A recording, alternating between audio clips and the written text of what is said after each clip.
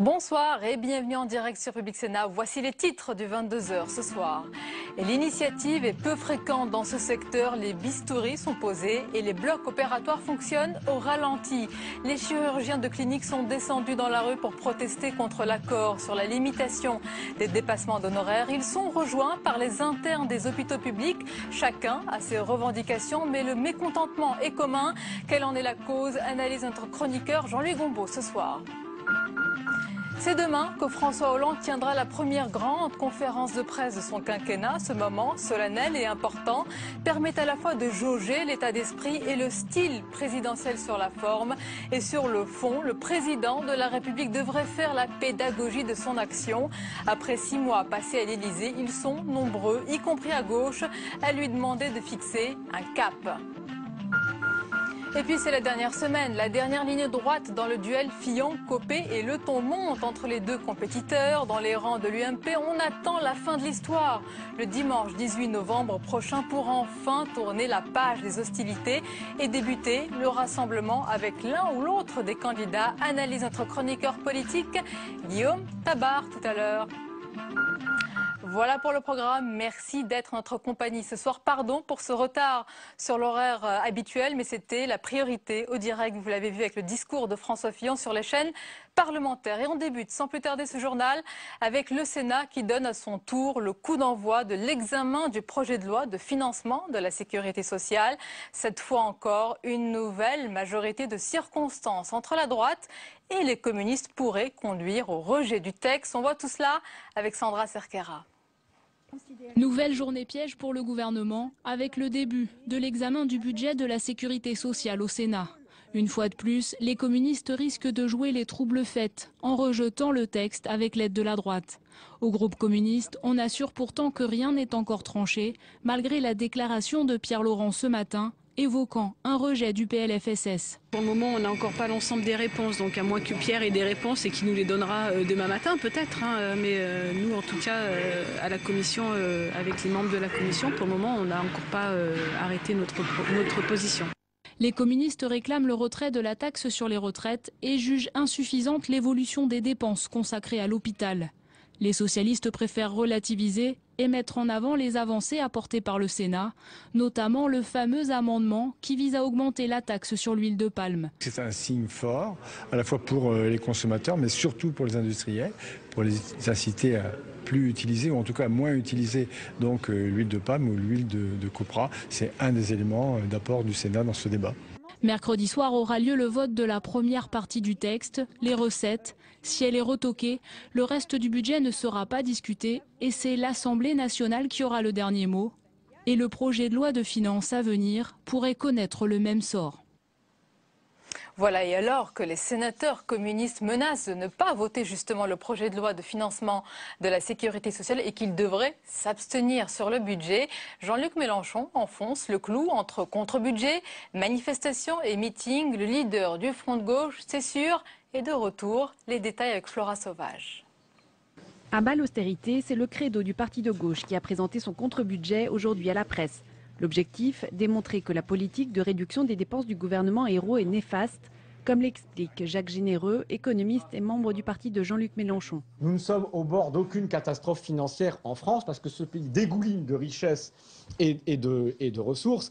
Et en fait, la menace d'une grande faillite financière est instrumentalisée en permanence en Europe par des grands pays qui sont à l'abri de ce genre de soucis pour faire croire à leurs citoyens que décidément il y a trop de sécurité sociale, il y a trop de biens publics et qu'il faut en passer par la réduction du périmètre de l'État. Au programme du contre-budget du parti de gauche, on trouve la réforme de l'impôt sur le revenu avec 14 tranches, une TVA à 33% sur les produits de luxe et la création d'un pôle public de l'énergie. Interrogé, Jean-Luc Mélenchon porte un regard sévère sur la politique menée par François Hollande. Un de ses amis les plus chers et les plus intimes, M. Georges Papandréou, qui est le président de l'Internationale socialiste, a échoué misérablement en Grèce. Un autre de ses camarades, qu'il aimait beaucoup, M. Zapatero, a échoué misérablement. Dans ces conditions, pourquoi François Hollande, qui est un chef d'État élu par un parti socialiste, s'entête-t-il à faire la politique qui échoue partout? Celui qui s'est fait plutôt discret en octobre est réapparu sur le devant de la scène. Le leader du Front de gauche compte sur cette semaine pour faire parler de lui. Mercredi, il battra le pavé aux côtés des syndicats contre l'austérité. Vendredi, il tiendra meeting et samedi, Jean-Luc Mélenchon sera dans la rue aux côtés des opposants à l'aéroport Notre-Dame-des-Landes près de Nantes, la ville de Jean-Marc Ayrault. Et je vous le disais dans les titres, l'initiative est peu fréquente dans ce secteur. Les chirurgiens de clinique sont descendus dans la rue pour protester contre l'accord sur la limitation des dépassements d'honoraires. Ils sont rejoints également par les internes des hôpitaux publics. Chacun, bien sûr, a ses revendications, mais le mécontentement est commun. On voit tout cela avec Jérôme Rabier. C'est une marée humaine de blouses blanches qui crie son mécontentement. Les internes des hôpitaux ont choisi de manifester 2 jours avant les chirurgiens, car si le mal-être est semblable, les revendications sont différentes. Les futurs médecins et ceux récemment implantés dénoncent le fait d'avoir été écartés des dernières négociations entre gouvernement, syndicats et mutuelles sur les dépassements d'honoraires. Cette manifestation témoigne du fait que la base n'est pas d'accord avec cet avenant. Et quand il y a un avenant, je crois qu'on peut en rédiger un autre ou faire une proposition de loi qui soit plus honnête et qui restaure la confiance entre le gouvernement et les médecins qui aujourd'hui a disparu. Autre raison de la colère, la possible mainmise des mutuelles qui pourront mieux rembourser les patients s'ils fréquentent des médecins en lien avec leur réseau mutualiste. Une forme de privatisation pour les représentants syndicaux. Aujourd'hui, on a l'assurance maladie qui se désengage au profit des mutuelles. On assiste à une privatisation de la santé et dont les grands perdants seront les patients, seront nos patients que nous on aime soigner. Si on fait ce métier, c'est pour nos malades, pour nos patients et c'est ce qu'on veut dénoncer aujourd'hui. Autre point d'achoppement et pas des moindres, la libre installation sur le territoire pour ces jeunes médecins, alors que le gouvernement souhaiterait pouvoir imposer l'installation de certains dans des zones de déserts médicaux. Mais même dans l'opposition au gouvernement, on considère qu'il faudra bien faire des efforts de ce côté. Je crois qu'il faudra que les étudiants en médecine aient une vision qui dépasse purement leur intérêt. Il faut, dans cette affaire, se soucier aussi, et je dirais même principalement, de l'intérêt général. Reçu au ministère, une délégation en est ressortie déçue. Aucune avancée n'a été trouvée. Dans ces conditions, l'appel à la grève illimitée risque bien de durer. Et sur le plateau du 22h, nos chroniqueurs politiques d'abord avec Guillaume Tabar. Bonsoir Guillaume. Bonsoir Sonia. Et économique avec Jean-Louis Gombault. Bonsoir Jean-Louis. Bonsoir Sonia. Et on parle donc des chirurgiens de clinique qui sont descendus dans la rue pour protester contre l'accord sur la limitation de dépassement d'honoraires. Jean-Louis, qu'est-ce qu'ils redoutent? Qu'est-ce qu'ils craignent? Alors puisqu'on est à la veille de la première conférence de presse du président de la République depuis son élection, on a là l'exemple type de la difficulté dans laquelle se trouve l'exécutif pour expliquer sa politique. Parce qu'on est là devant une série de quiproquos assez étonnants. Il y avait 2 thèmes qui viennent d'ailleurs d'être rappelés dans le reportage. Tout d'abord, la proposition de loi socialiste qui vise à autoriser les mutuelles à proposer aux médecins de s'affilier à elles en échange d'un certain nombre d'engagements. C'est-à-dire, vous mettez les médecins, vous êtes une mutuelle, vous mettez les médecins qui le souhaitent dans votre carnet d'adresses, et en échange, les médecins s'engagent sur les tarifs, ils s'engagent sur des prescriptions, ils s'engagent sur la longueur des consultations, etc. C'est un cahier des charges. Et effectivement, c'est exact, il y aura un contrôle automatique des mutuelles sur l'activité de ces médecins, ce qui, évidemment, ils refusent. Mais le problème, c'est que ça n'a aucune chance de marcher. Les médecins n'ont absolument pas besoin des mutuelles pour trouver des clients. Vous mettez votre plaque cardiologue ou gastro-entérologue devant n'importe quel immeuble et dès le lendemain matin, il y a une queue qui fait 3 fois le tour du pâté de maison. Donc il n'y a absolument aucun besoin pour ces médecins. Très peu de médecins s'inscriront dans ce circuit mutualiste. Et puis le deuxième, là aussi, on est dans un deuxième quiproquo, c'est l'accord qui a été signé le 23 octobre dernier, qui vient juste à l'instant d'être rappelé, où les médecins craignent qu'on plafonne leurs tarifs. Vous savez qu'effectivement, dans l'accord qui a été signé, il y a ce que l'on appelle un repère tarifaire, c'est-à-dire 150% au-dessus du tarif de la sécurité sociale, et au-dessus de cela, on dira, c'est excessif. Le problème, c'est que ce plafond n'est aucunement obligatoire. Les médecins qui ne veulent pas appliquer cet accord pourront le faire. Ceux qui décideront de le faire auront des avantages en compensation, notamment au niveau de leur cotisation sociale, maladie et retraite, mais les autres pourront continuer comme avant. Donc à partir de là, il n'y a aucune obligation. On peut dire oui, mais on met un doigt dans un engrenage, effectivement, mais alors là où c'est le plus étonnant, c'est que la plupart des jeunes qui ont défilé cet après-midi ne pourront pas de toute façon avoir de dépassement, parce que le secteur 2, il est fermé. Et en fait, pour faire partie du secteur 2, il faut au minimum être chef de clinique. C'est-à-dire, en fait, c'est une toute petite minorité. Donc, on a ici une série de quiproquos qui est assez étonnant. Et Jean-Louis, est-ce qu'il n'y a que les question financière qui pose problème. Alors, je pense que c'est justement là où on éclaircit un peu les quiproquos que je viens d'évoquer. Il y a un malaise profond à l'intérieur de ces médecins qui dépassent, et de loin, les manifestants. Il y a 200 000 médecins en France. Il y a ceux qui sont intéressés par les deux aspects que nous venons d'évoquer. Il y a les 10-15 000 internes. Et en plus, il y a peut-être 25 000 chirurgiens. Mais la masse de ces gens-là sont inquiets sur l'avenir. Et là, on a, puisqu'on parlait de la conférence de presse du président de la République, cette difficulté à proposer une perspective claire à ces gens sur qu'est-ce que sera le système de santé demain. Et on n'arrive pas à le définir. Personne, le pouvoir précédent n'y est pas arrivé. Et il est vrai que dans le cadre de la crise que nous traversons aujourd'hui, c'est pas simple de faire une perspective sur 10, 15 ans qui viennent. Merci beaucoup Jean-Louis Resset avec nous. Et puisque vous avez parlé de cette conférence de presse donc à venir demain de François Hollande, sachez évidemment qu'elle sera retransmise en direct sur les chaînes parlementaires et qu'il y aura à 22 h pile cette fois-ci, une édition spéciale à suivre. Alors, autre actualité dont on connaîtra la fin de l'histoire ce dimanche 18 novembre avec l'élection du président de l'UMP qui, de François Fillon ou de Jean-François Copé, remportera la partie. Et bien du côté du député maire de Meaux, on assure qu'une surprise est à venir. Et dans le camp de l'ancien Premier ministre, on veut croire que la stature de François Fillon fera la différence. On en parle à Guillaume Tabar. Guillaume, qu'il est loin le temps déjà du débat télévisé où ni Jean-François Copé ni François Fillon n'osaient dire du mal l'un de l'autre.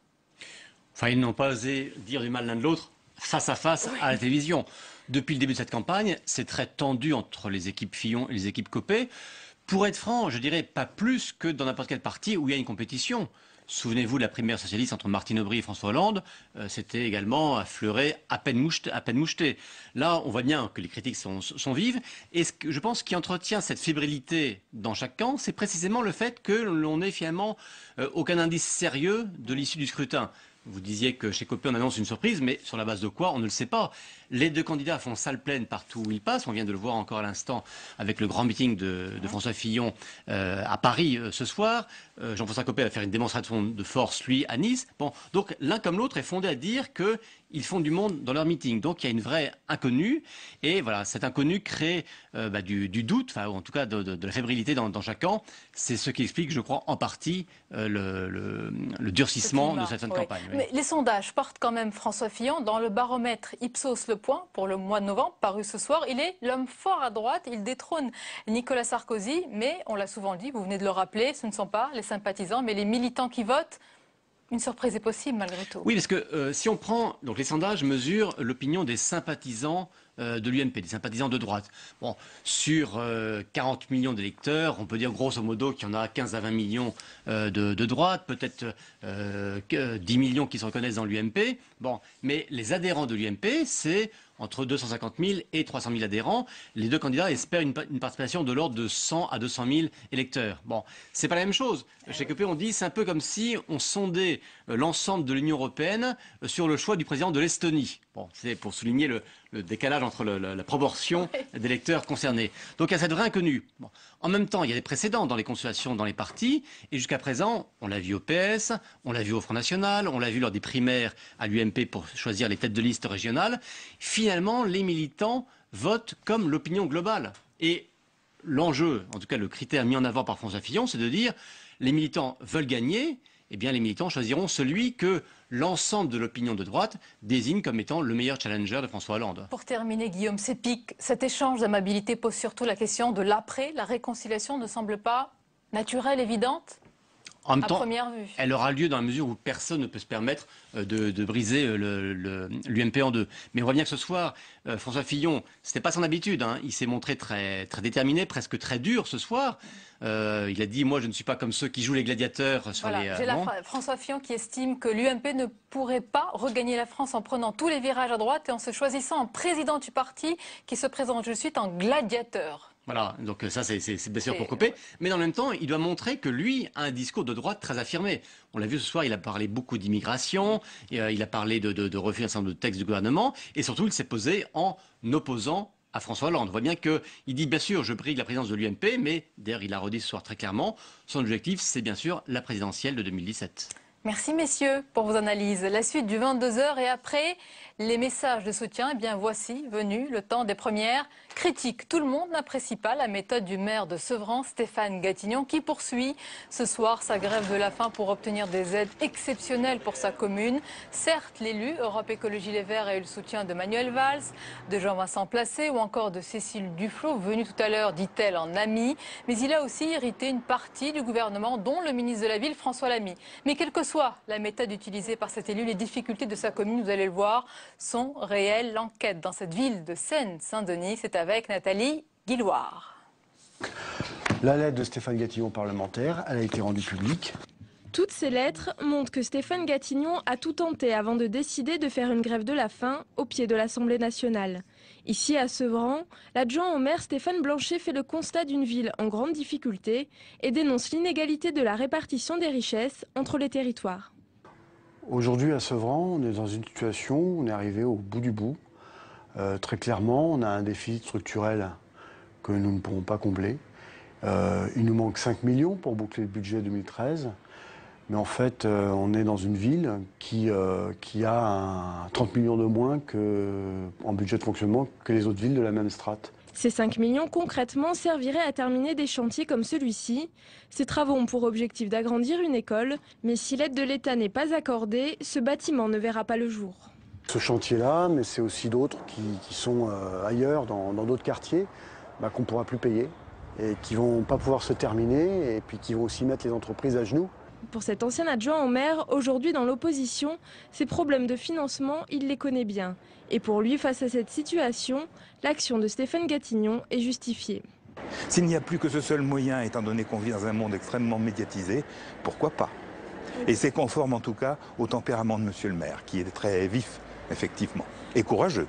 Mais pour François Lamy, le ministre de la Ville, cette méthode n'est pas la bonne. Selon lui, le maire ne lui aurait même pas demandé de rendez-vous. Par ailleurs, toujours selon le ministre, Sevran touchera 2 millions d'euros supplémentaires au titre de la dotation de solidarité urbaine.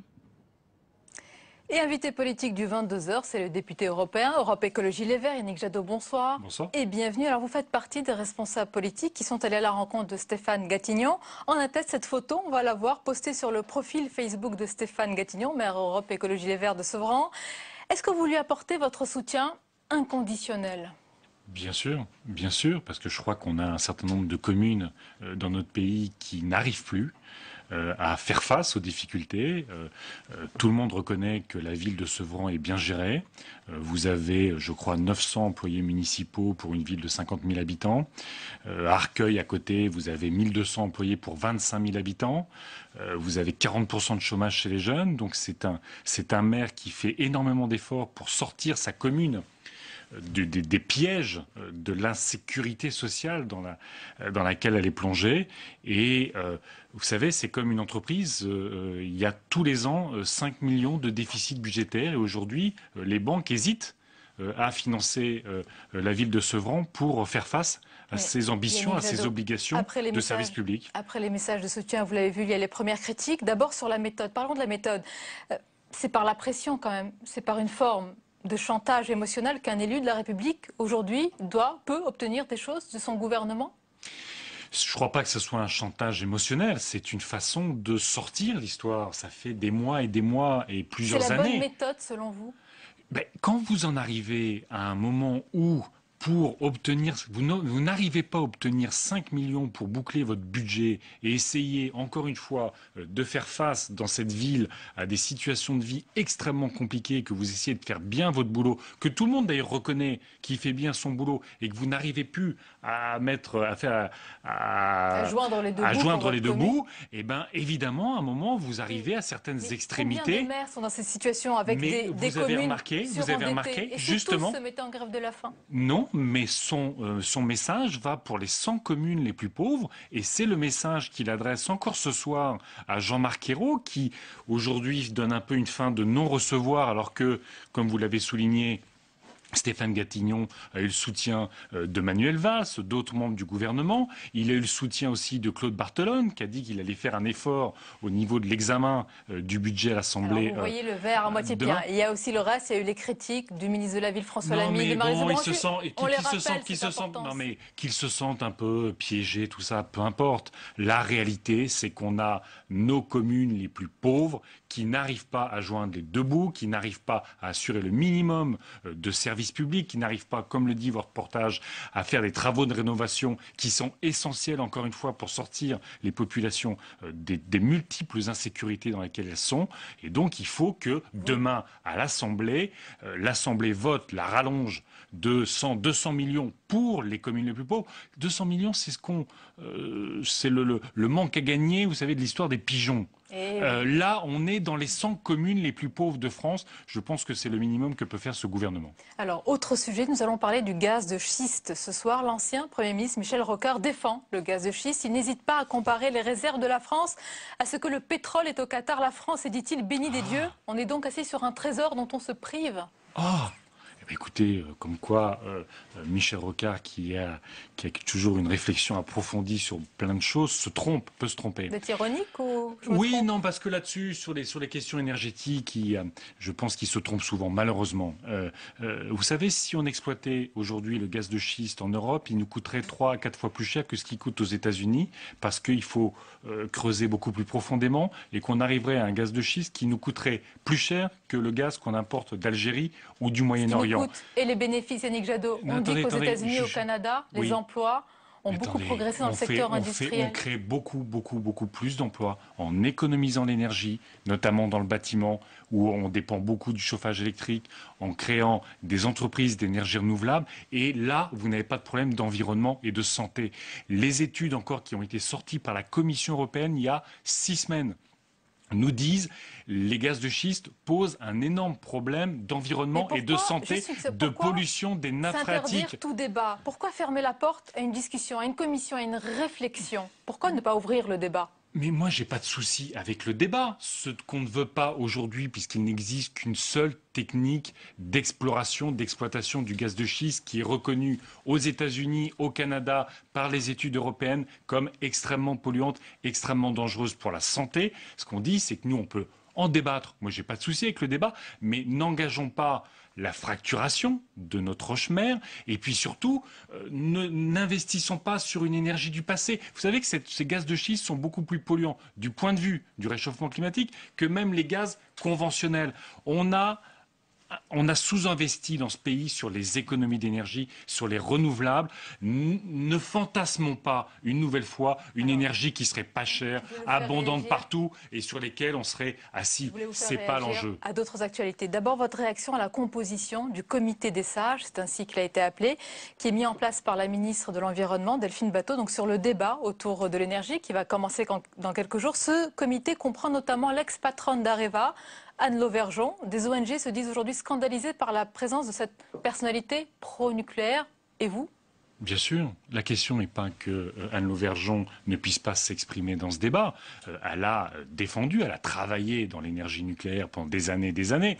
Mais qu'elle soit considérée aujourd'hui comme une personne garantissant la sagesse et l'impartialité des débats, franchement, ça ne tient pas. Mais on est bien d'accord que dans un débat, il faut qu'il y ait des pour et des contre. Oui, donc c'est normal qu'il y ait des Là, on ne s'interroge pas pour savoir si Mme Lauvergeon a le droit de s'exprimer dans ce débat. Elle fait partie, encore une fois, du tout petit collège des sages qui doivent garantir la neutralité, l'impartialité, la qualité du débat. Reconnaissons que si on met Anne Lauvergeon pour discuter de l'impartialité du débat sur le nucléaire, ça pose un problème. Et ce qui est dommage aussi, ce que soulignent aussi les associations, c'est que tout le monde reconnaît aujourd'hui que l'enjeu principal, ce sont les économies d'énergie, l'efficacité énergétique, enjeu de compétitivité majeur aussi de notre économie, et il n'y a personne qui a une connaissance avérée de ces enjeux-là dans ce comité des sages. Donc que Mme Lauvergeon quitte ce comité pour aller s'exprimer clairement à défendre le nucléaire et qu'on mette quelqu'un qui soit spécialiste, des économies d'énergie. Le projet, un autre sujet aussi, c'est le projet d'aéroport Notre-Dame-des-Landes. Les heurts se multiplient entre opposants au projet et forces de l'ordre. Vous connaissez bien ce projet. Une manifestation est prévue ce samedi. Seront présents notamment Jean-Luc Mélenchon, Jean-Vincent Placé. Est-ce que vous y serez? Et selon vous, jusqu'où ira ce projet qui a le soutien du Premier ministre?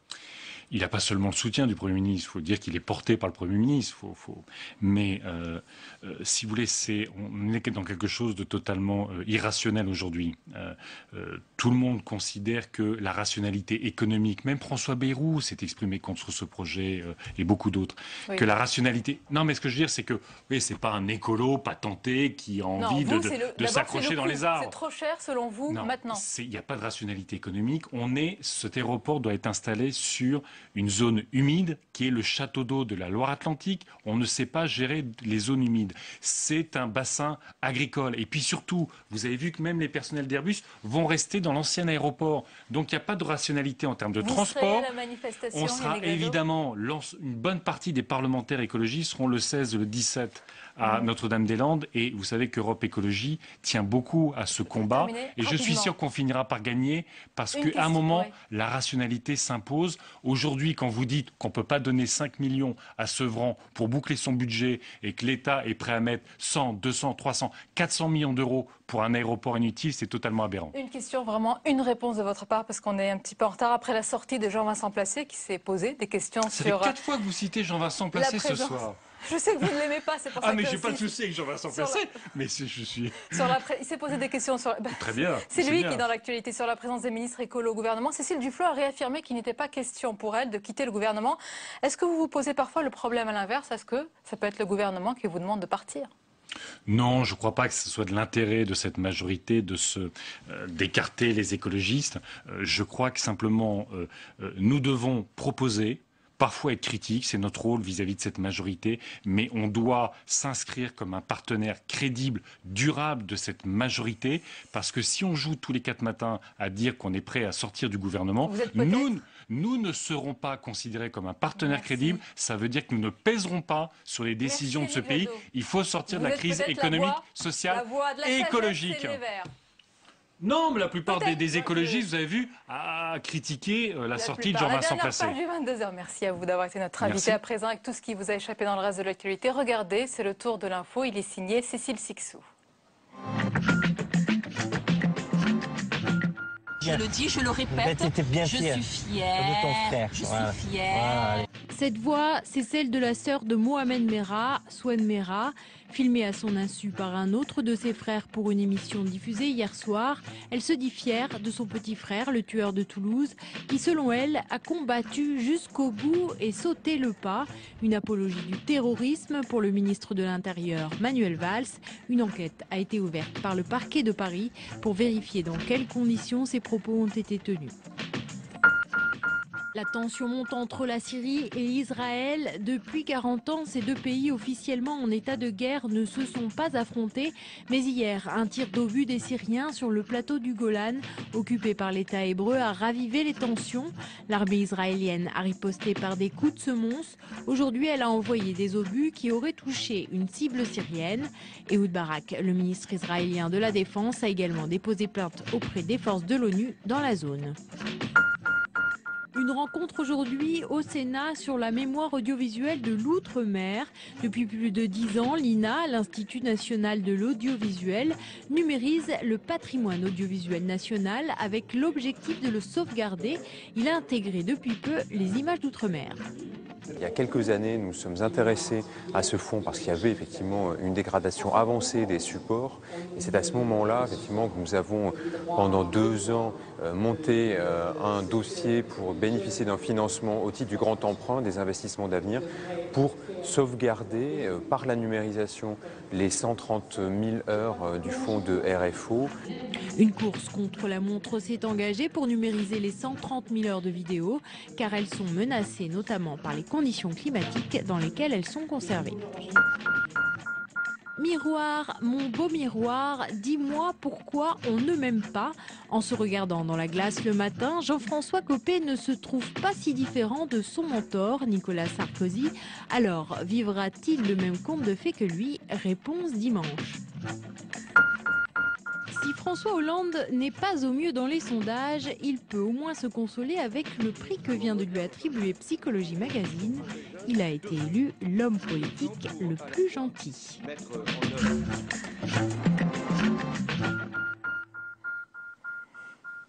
Et c'est la fin de ce journal. Merci à vous de nous avoir suivis. Tout de suite, votre documentaire intitulé ce soir « L'innocence bafouée ». Je vous souhaite une belle soirée. À demain avec plaisir.